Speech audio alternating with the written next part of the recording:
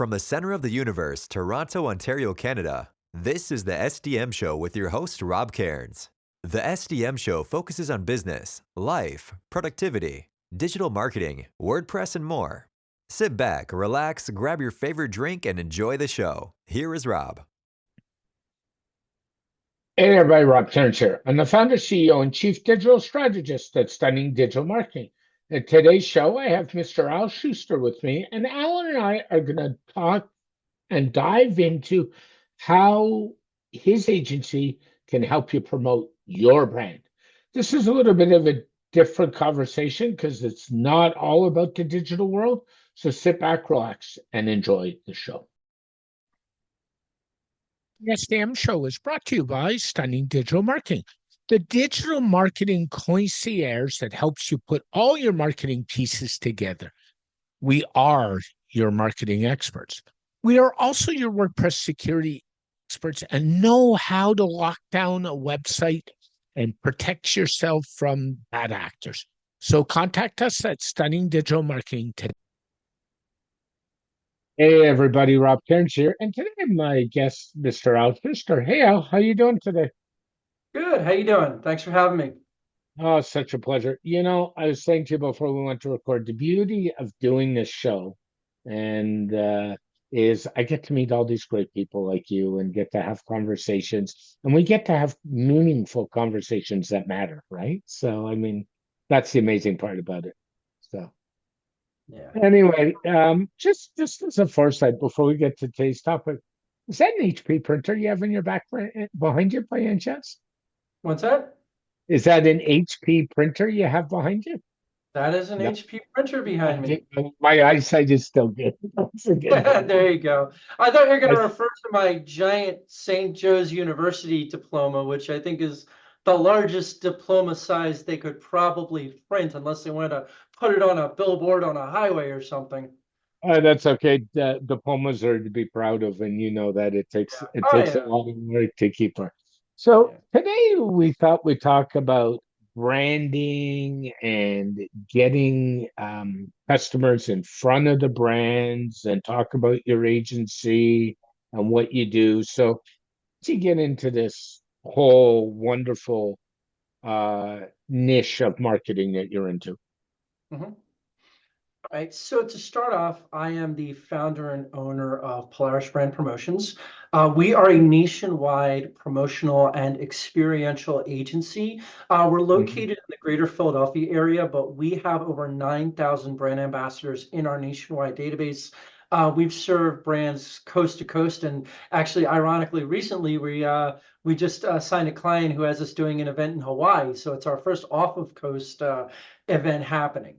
So we do everything from in-store demonstrations of products, sampling events, as we call them, to street teams, trade show booth staffing, pop-up activations at like sporting events, concerts, music festivals, other large public gatherings. Our motto is we create unforgettable experiences for your brand. We have an incredible corporate team. Steph Crawford's our VP of Operations. Heather Johnson is our Business Development Coordinator, and myself. And we kind of manage the entire process of creating those unforgettable experiences. Yeah, and that's really important. So let's talk about the in-store stuff first of all. Most people think when you walk into a grocery store, or Costco comes to mind. My biggest joke with Costco is if you're hungry and go shopping at lunchtime, there's probably all kinds of samplers in the store to tide you over. 9 out of 10 times, those samplers are provided by a firm like yours or through something like yours. They are not in-store Costco employees. Is that not correct? That is 100% correct. You know, it's funny. I always jokingly say that our industry is the industry that nobody knows about because we never represent our company. Whenever we go out and execute, we represent our clients' brands. We are talking about their product. We are wearing their branded T-shirts or hats or whatnot. We don't discuss, like none of our people will tell a consumer, oh, I'm with Polaris Brand Promotions, or say, oh, I'm here representing this brand, or I'm part of the marketing team for this brand. So yeah, not a lot of people really know our industry exists. And I mean, it's good and it's bad. I mean, our first priority is to represent our clients to consumers. So we want them to know our client's name. But it'd be great if everyone's like, "Oh yeah, you work for a promo staffing agency. That's so cool." Instead, they're like, "Oh, wait a minute, they don't work for those brands." I'm like, "No, they Yeah. work for an agency like mine because it's easier and cheaper to hire us to do the recruiting, interviewing, hiring, sometimes the training and handling the agreements, the payroll, all that stuff. Our clients just basically tell us where to go, what to do, what information to share, and we just instruct our team. We supervise them on what to do, go out and activate. Yeah, and it is easier. I mean, it's an extension of what they do, but it's no more different than hiring a big marketing agency to handle their digital ads or anything like that. And I know 10 times they're not handled in-house anymore. I was thinking coming in this chat, how many products have I bought because I tried something in store? Hmm. And you're not going to want to hear this from me. I'm a bad marketer. Even though I'm out there trying to influence other people all the time, I don't get influenced very easily. So I think it's like, honestly, Al, it's like one or two. I am not, I know there's better success in the food end, and I'll tell you what the product was. I was at the Honda Indy, which is the big Indy Racing League race in Toronto 5 years ago. Hmm. And I tried a product called a One Touch razor. You've probably seen it, the One Touch. It's a Philips product, and they were actually letting you try the razor, and they didn't give you the razor, but they gave you the blades you tried and said, and by the way, if you want one, go buy one on Amazon. And Hmm. the blade itself on that razor, the blades last about 2 months. So the blade is about I don't know. It's about a $30 value. So, you want so and I'm trying to think, and I think that's the last major product. I mean, I've probably bought a few where I've gone in and tried some food in a grocery store and said, I really like this, I'll walk out with this. Um, where we're seeing a lot more in Toronto, interestingly enough, is liquor. We're seeing more craft beer. I was thinking to the main train station in Toronto, Union Station, which is like a transit hub. They've actually got a booth there where brands set up and they basically give demos of their product away. And I think what the finding is, and correct me if I'm wrong, in the old days, we used to do a lot of these focus groups where brands would bring customers into a room and have them comment about a product or service. I don't think that's as much anymore. Is that true? I don't think so. I mean, focus groups, I'm sure they have value. Yeah. I would have to say that I think a lot of times when our team gets engaged, the product is already on the shelf. It's already been Yeah. produced. Final formula, if it's a food or drink product, has been established. So there is certainly value in having focus groups. However, our brand ambassadors do ask for customer comments and feedback. Like, Yeah. it's too sweet, it's too salty, I loved it, it would go great with this. So our brand ambassadors are expected to take notes on consumer reactions so the client can get that feedback. And part of the way that helps is, maybe, exchanging like, how about this? More like changing the demo up in the future. Maybe changing the mixers that you're used or changing the Yeah. presentation. Or it could be that, maybe changing the formula or the marketing or something based upon the feedback. But I find that usually, the brand is pretty much set when our brand ambassadors are representing it. But yeah, I mean, we can act kind of in like an unofficial, focus group capacity by Mhm. getting that customer feedback in the field. Yeah. What kind of brands do you find, and I'm not asking for company names, just genres, do you find that brand ambassadors work really well for? Mm, There is no real right way to answer that question.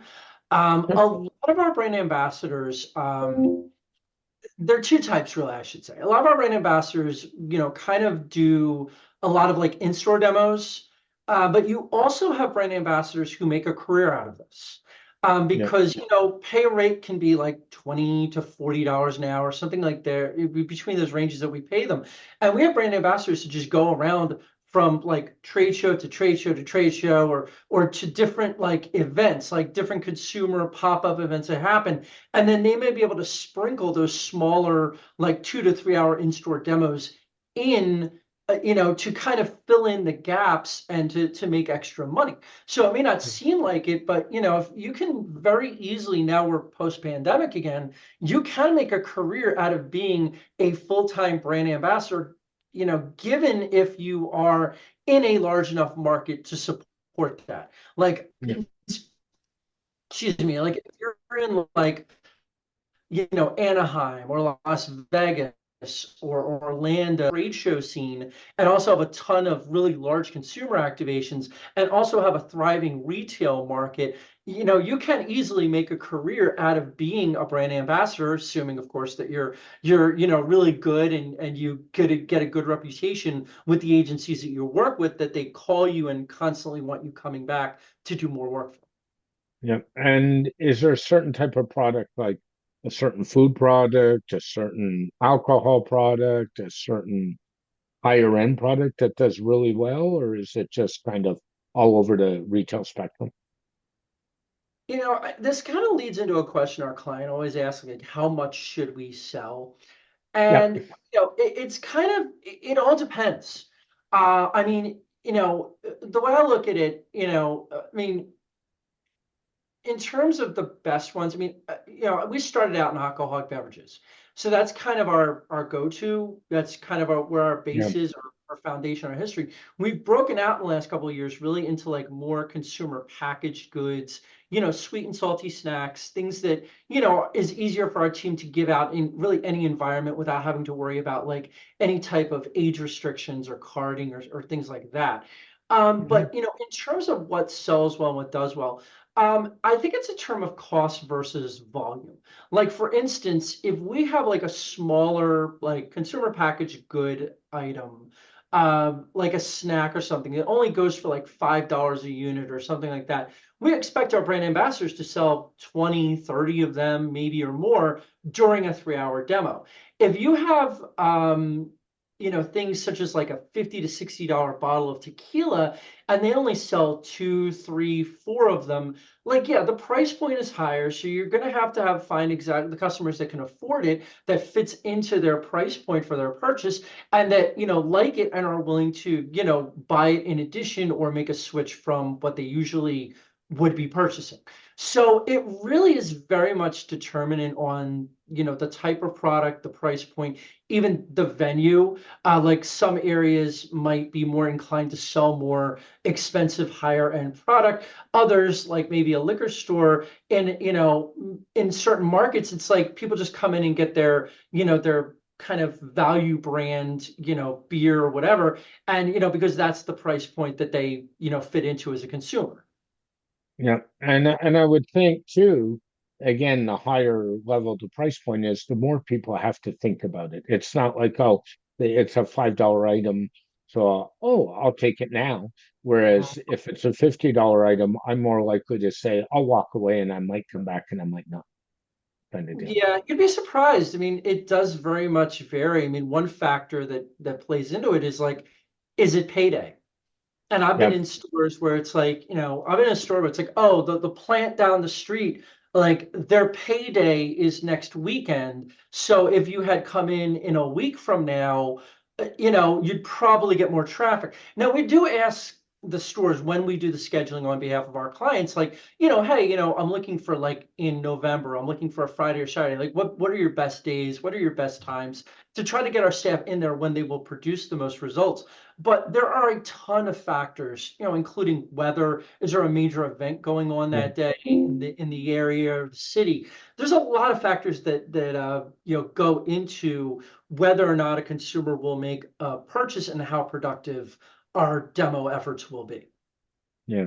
I take it at this time of year, we're getting into Thanksgiving in Canada, we're getting into Halloween, we're getting into Thanksgiving in the US, which brings us to Black Friday and Cyber Monday and the Christmas retail season. I take it this is your busiest time of the year, I would think.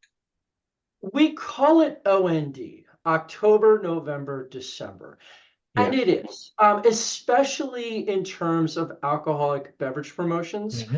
Hmm. It's a number of factors. Obviously, all the holidays. Um, then you go into dry January. So, but behind the scenes, you have a lot of, brands where their calendar year is the same as their fiscal year. So the sales and marketing people have a budget to, kind of use or lose by the end of the year. Yeah. And, they want to kind of load up everything in October, November, December and really hit the market hard. So, that quarter, those 3 months of the year really are our busiest time. And we're definitely still, kind of feeling a little bit of the heat right now here because, we're definitely starting to get more clients come in. They want to do, book as many as they can. The important thing is that they book as early as possible because you're competing with every other brand. We'll have clients come to us and say, it's like, end of September now, like, oh, we want to book a whole bunch in October, November, December. And we go into like a portal, like some of the major chains have portals and like, yeah, there's just no availability. Like everything's grayed out. We can't just, I mean, even if we call the stores, like go to the portal, it's not that we don't want to book these shifts. There's just the store just won't let us. There's no availability. Yeah, and that's a lesson. I mean, I think, and I've been saying this to my clients for years, and I do different marketing, but the premise is the same. If you're trying to plan stuff for September, October, November, and December, you better be doing it 3 and 4 months ahead of time. Do not wait to the last minute because too many brands and too many entrepreneurs and too many companies get in this. Oh, I'll start to think about my Black Friday marketing at the end of October. I always say to them, I think you're too late at that point, personally. Oh, totally. And again, you're just competing with every other brand that wants Yeah. table space. And it's funny because you'd think like Thanksgiving Eve, Christmas Eve, New Year's Eve, the stores would love to do promos, but they're the exact opposite. They're like, look, my store is going to be swamped. I don't Hmm. have room to put a table. You're just taking away from, I mean, I'm going to be flooded. They don't need the business by having a sampling in on No. those days. They're like, you're just taking up space that foot traffic needs to move around the store. Yeah. So yeah, so it's really, hitting that week before, there's really no bad days in December to do an in-store promo because every day the stores are packed. But yeah, I mean, OND, like you really have to start like your planning around July or August these days. Yeah. And honestly, there's a couple of things you say there on, and I think your original was you said the liquor business, the alcohol business. Mhm. Um, I'm walking into a liquor store on Christmas Eve, if I dare, by the way. Bad idea to start with. But the point is, I'm not looking to try something new at that point. I know exactly what I'm because the store's too busy. I know exactly what I'm walking in Oh for. yeah. I know exactly what I'm walking out for. I'm not looking at displays. I'm not looking at stuff. Um, what I was going to ask you too is take Costco and I'm going to take a liquor store in Toronto, in Ontario. Um, they feature products in their magazines and then they turned around. Does that work well with your business where Costco, say, I'm using Costco as an example. Mhm. They feature product A, which might be a pile of new salt chips that they want to promote. And they come to you, and is that quite common where they'll feature it in a magazine and bring you in as a brand ambassador and say, would you do this for us? Or does that not happen as much? Not really, if I'm understanding your question correctly. To break it down really quick, Yeah. and I think this is really prevalent in the alcoholic beverage space, but I think it's kind of the same model exists, pretty prevalently in like, consumer packaged goods and other food and beverage products. You have your three-tier system. You have your supplier who makes it, your wholesaler Yeah. slash distributor who distributes it, and the retail location that sells it to the Yep. consumer. Yep. The suppliers and the wholesaler slash distributor will hire us. The retailer couldn't really care less for the most part. Because they know that people who walk in their door, 95% of the time, they're going to buy something. They Mm. came in to purchase something. Now, when you've got like, 100, 200, 300 SKUs of beer, whether they, one of our brand ambassadors convinces them to try it, something or not, it's not going to make a huge difference. The only times it might is when they, for those shoppers who buy, our product that we're demonstrating in addition to what they came in for, along with if they bought in a lot of a brand new product, then they want to move it off the shelf. They want to build that consumer demand. But retailers, I mean, retailers don't, charge rent. As I always jokingly tell people, if like if promos were always like insanely profitable, like you sold like 90% of the people who you gave samples to, like you know the stores would be charging rent to have them come in. Yeah. It does help to raise brand awareness. It helps to bring long-term loyalty. It helps to make a, minor increase in sales during that 2 to 3 hour period. But for a retailer, it's not a major, I think, they're not really involved. Like they don't pay us to do demos. They rely on their suppliers and their wholesalers to pay the bill to have any type of promotions done because everything's in the store. Like you want to get people to buy it, you have to kind of pony up the marketing dollars. Yep, it's so true. And often that's done. I mean, that's where the retail business has changed. Like people assume even, and I know it's your wheelhouse, the end displays at the end of an aisles are done by the store. 9 out of 10 times, they're actually done by the supplier or Yep. the product company. And there's compensation, but it's a really funny market a way of doing it, and people don't get that. There's a reason why certain brands are eye level on a shelf too, and there's a whole science around that, and it's just quite interesting. Um, how do sporting events do when things like versus conventions versus a store? Do they do well? Do they not do well? Like, how's that go? I feel like I'm answering all your questions as like it's complicated. Yeah, Um, that's fair. but That's fair. but That's fair it's apology. funny you're asking awesome questions. They're very relevant to the industry. Unfortunately, our industry doesn't have a lot of black and white answers.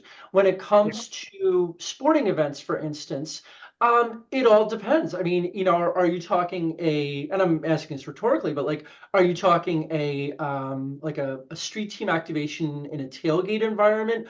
Are you talking about at the front door? Are you talking about on the concourse? Are you Yeah. talking about like a small minor league team? Are you talking about like, like the Sixers, or well, no, like the Eagles or the Phillies or something, or a major league, a sports team. I'm from Philly. I got to plug my teams. That's going to draw like sellout crowds every time. So, the thing about sporting events, just like concerts, music festivals, things like that, you're not selling anything. So the goal is to raise brand awareness. It's a volume game at that point. You're giving away a ton of merch or swag. You're trying to get a ton of people to sign up to enter a contest to get their consumer information to maybe like win a car or win a prize, Yeah. or you're Yeah. having a celebrity come out to, to sign autographs to raise awareness about your brand. It all depends upon what you're looking to accomplish and the venue that you're looking to do it in, not just the stadium, but like the interior, the exterior. Is your experiential campaign being done in partnership with like an indoor like marketing campaign where you have signage and you're popping up on the Hmm. jumbotron and stuff. So Hmm. it's a great environment to hit your product, like mass market it in a way, to get a ton of engagement and traffic and leads and hopefully customers. But it all really depends upon um, like what your goal is, what your target is, and what your approach is. We can certainly at Polaris Brand Promotions help you, depending upon your goals, Yeah. really develop a consumer engagement program that will help you maximize your investment in whatever type of venue you're looking to activate. Yeah, I mean, I've seen, being an avid sports fan, and being in Toronto, we do have a few sports teams here. And Couple. yeah, and a baseball team that's headed to the playoffs as of a day ago. So that's a good news. Congratulations. Thank you. But I'm thinking back to stuff that we've done, and that one of the things was the Raptors did a partnership with a beverage company where they let you take pictures with the Raptors mascot before the game, and the beverage company logo was in the picture. There's a good example of brand awareness. Just something fun, and then enter a contest after you took the picture, and they give you the Polaroid of the picture and emailed you the picture, which is really nice. So there's one example. Another example that comes to mind, very common in Toronto, brands will give product away after the game. So Oh, everybody out the door gets a product to take with them. I've seen it varied anywhere from bars of soap to chips to drinks to you name it. It depends on that. And then there's some where to get involved, you gotta play a game or a contest. You gamify it a little bit, and that's quite interesting too. So yeah, sporting events is an interesting, and I find, and maybe I'm wrong, but the sporting events, stuff on the concourse does really well before the game when people have time, when people are milling around. My partner and I usually get into most sporting events as the doors open. We don't like to be running to our seats. No, we don't. yeah. Especially baseball events because we in Toronto have this cool little thing called the outfield area where you buy a ticket and you're not guaranteed a seat, but there are seats, so you find your spot. So you're down there early, so you got time to kill once you get your spots staked out. And It's I like find, the Southwest Airlines of seating. You pick your own seat, you just get a ticket, right? yeah, but what I'm gonna tell you is some of those seats are better than other seats in the stadium. And I have my spots, and we're so in with that. But the point is, if you're down there and one of us goes for a walk before a game, we got 2 hours to kill before a baseball game. So if there's a brand that's showing stuff off on the concourse, probably gonna stop because I have time. Things like that. And a lot of it, and your comment is fair, it's complicated because a lot of it depends on the demographic of the event, what type of the event, and people don't realize that. And sporting events have changed. It used to be going back 30 years ago, and you being a sports fan, you get this, they were predominantly male dominated. And I'm Oh, going to tell you, and that is not the case anymore. My partner loves sporting events, and they are everything from the Raptors to the Blue Jays to auto racing. So, and auto racing's another one where it was traditionally a male dominated. Go to a Formula One race. It's 50% ladies now. So the whole demographic has changed, which changes how you and your company do things. oh, totally, totally. I mean, you know, long gone are the sexy young females that were predominantly known for doing the alcoholic beverages. Yep. The industry has definitely shied away from that and more towards, something that's going to kind of maximize their total return on their investment. So you're not just getting the guys, so to speak, but now that the demographics have changed and you have more females, maybe more younger and older, maybe it's more of a family event, not just a quote unquote like a guy event. You definitely want to pivot, and we have pivoted very much towards more family friendly engagements, activations, giving away stuff that, both kids and adults will like. That's very prevalent in some of the stadium activations that when the sporting event, themed things that we have done.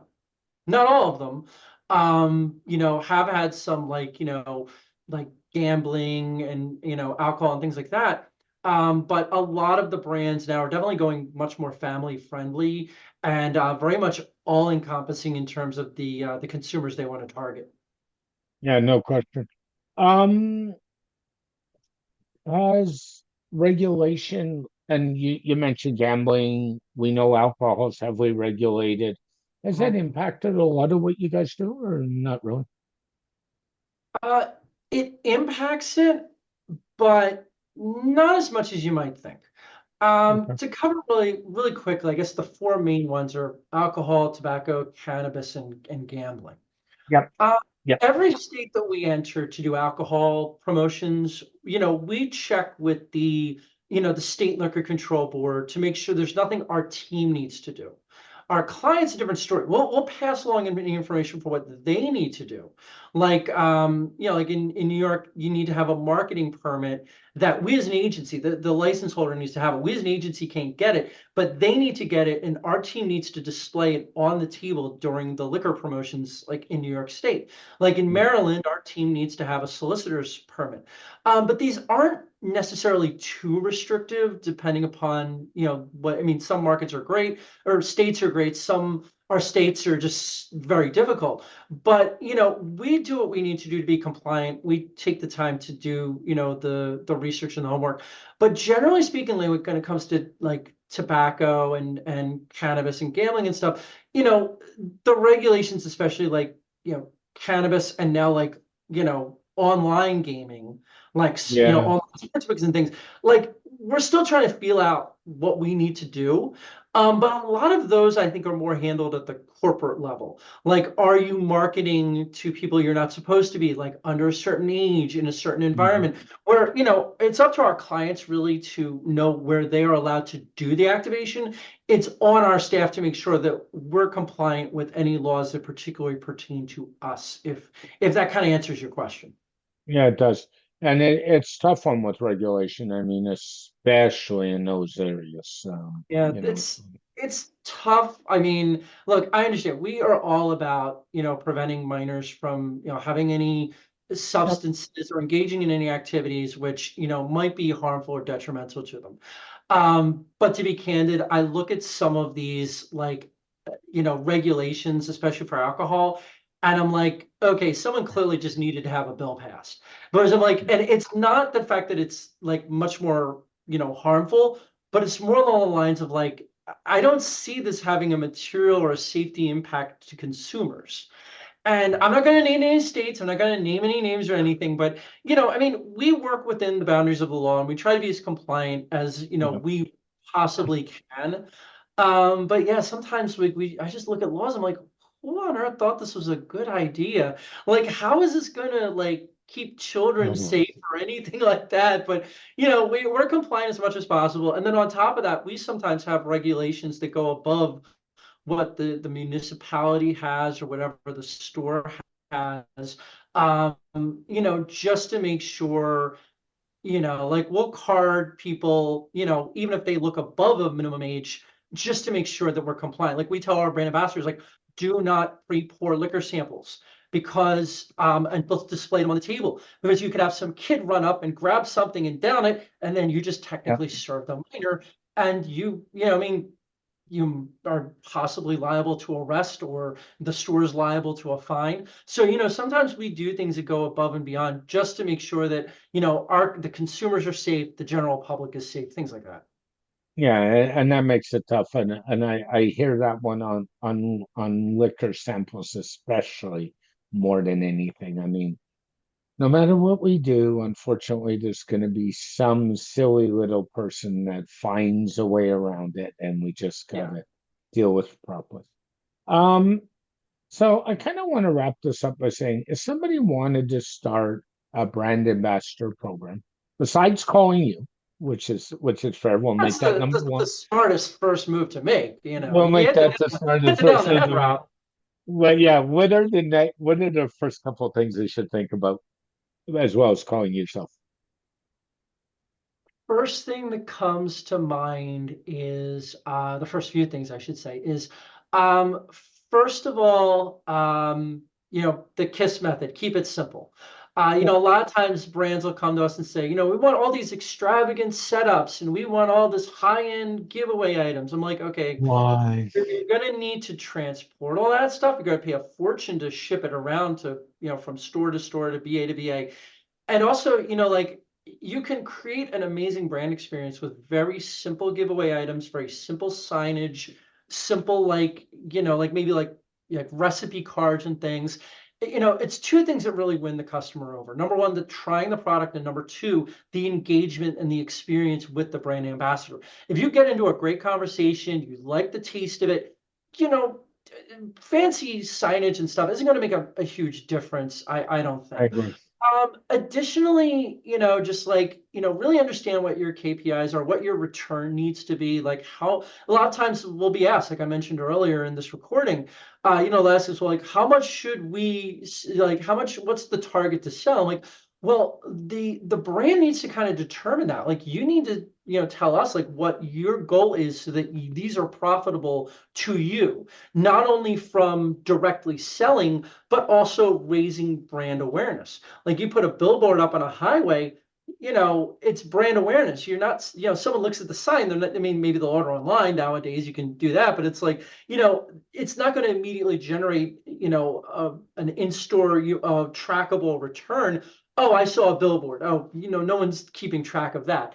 And just understand that, you really have to look for what your agency provides versus what they cost. We are not the cheapest agency. We are not the most expensive agency. Where our agency really prides itself is the value that we provide and the services that we provide for the rate that we do. Like, we have no minimums. We have 2 million liquor liability insurance. We do account scheduling and account confirmations for you. That's included in the rate. We don't nickel and dime things like sampling cups and ice. We kind of include those in our rate.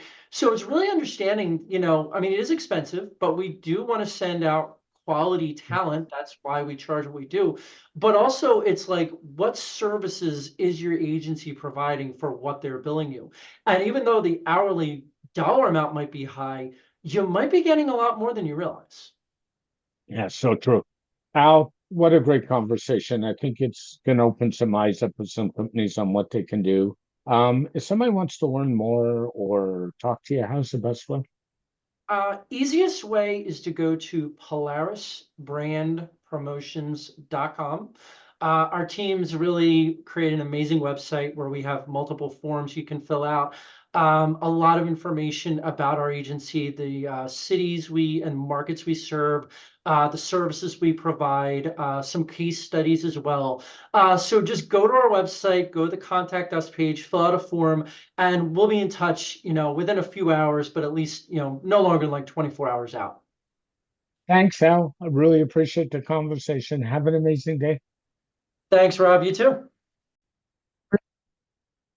This podcast has been brought to you by Stunning Digital Marketing, your digital marketing concierge to help the business owner put all his pieces together, whether it's email marketing, WordPress security, WordPress design and development, PPC, and more.